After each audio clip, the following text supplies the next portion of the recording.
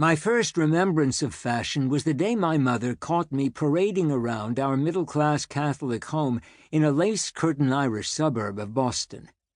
There I was, 4 years old, decked out in my sister's prettiest dress. Women's clothes were always much more stimulating to my imagination. That summer day in 1933, as my back was pinned to the dining room wall, my eyes spattering tears all over the pink organdy full-skirted dress, my mother beat the hell out of me and threatened every bone in my uninhibited body if I wore girls' clothes again. My dear parents gathered all their Bostonian reserve and decided the best cure was to hide me from any artistic or fashionable life. This wasn't hard in suburban Boston. A drab, puritanical life prevailed, brightened only by Christmas, Easter, the Thanksgiving Day parade, Halloween, Valentine's Day, and the maypole costume party in kindergarten. My life was lived for each of these special days when I could express all the fancy thoughts in my head.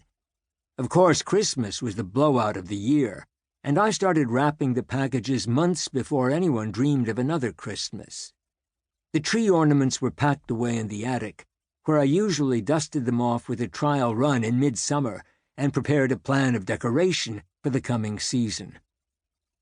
When Christmas came, I must have redecorated the tree a half-dozen times in the short week it was left to stand, and when New Year's Day arrived and the tree was to be thrown out on the street, a deep depression usually set upon me, as I tucked all the glamour, the shiny tinsel, away for another eternally long year, and only the thought of Valentine's Day, with its lace-trimmed displays of love, made life bearable.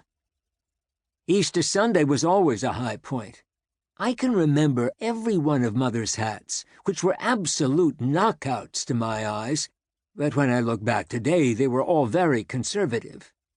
My 2 sisters and brother Jack, who was all sports-minded, and I, were outfitted in new clothes for Easter Sunday. This was the dandy day of my life.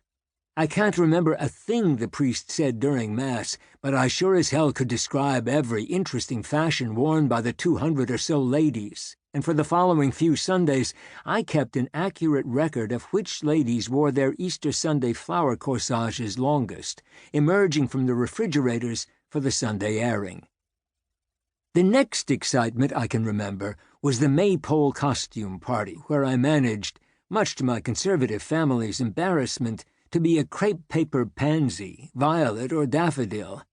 I always had a ball playing make-believe, and usually got hell when my mother got her hands on me, as I'd play with the girls, mainly because their costumes were the most beautiful roses. The boys were bees and caterpillars, which didn't interest me a bit. Summers were a fashion desert. Our small beach house on the south shore of Boston allowed nothing but bathing suits and T-shirts and lots of horrible sunburn on the miles of salty beach. No one ever wore anything colorful or gay.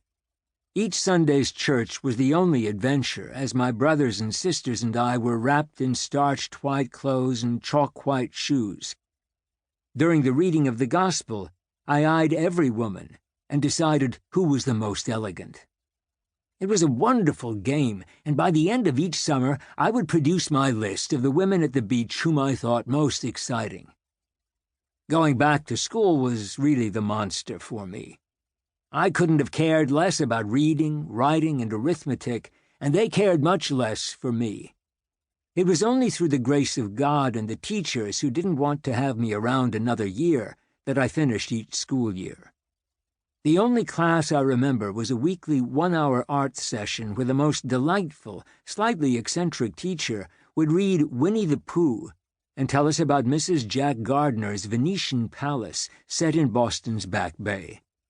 This was my hour of pure dream and fantasy. Of course, I immediately fell passionately in love with Mrs. Jack Gardner and her gilded palace, and to this very day she is my inspiration. Life really began for me on my first visit to Mrs. Jack's. That marvelous art teacher took the class to view what she called a Renaissance splendor. It was the opening of the doors of paradise for me, and there was no stopping my desire to create a world of exotic beauty.